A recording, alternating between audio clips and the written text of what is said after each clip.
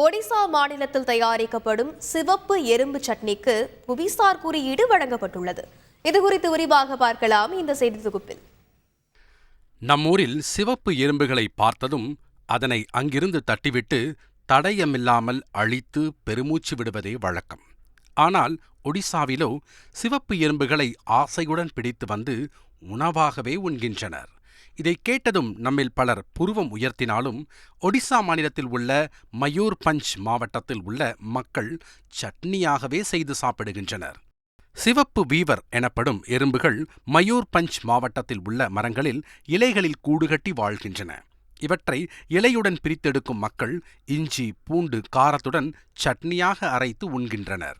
அதிக அளவு புரதம், கால்சியம், ஜிங்க், விட்டமின் B12, இரும்புச்சத்து, மக்னீசியம், பொட்டாசியம், சோடியம், காப்பர் மற்றும் 18 வகையான அமினோ அமிலங்கள் கொண்ட இந்த சட்னிக்கு புவிசார் குறியீடு பெற ஒடிசா ஆராய்ச்சியாளர்கள் மும்முரம் காட்டி வந்த நிலையில் தற்போது இந்த சிவப்பு எறும்பு சட்னிக்கு புவிசார் குறியீடு வழங்கப்பட்டுள்ளது.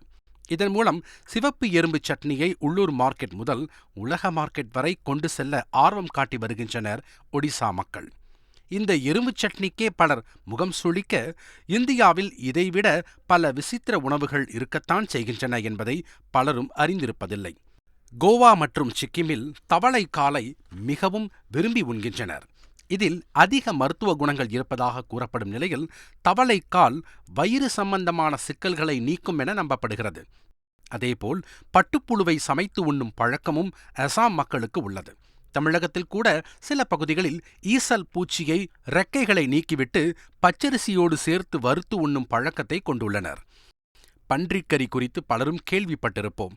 ஆனால் மேகாலயாவில் பன்றியின் மூளையை காய்கறிகளோடு சேர்த்து சாலட் சமைக்கின்றனர்.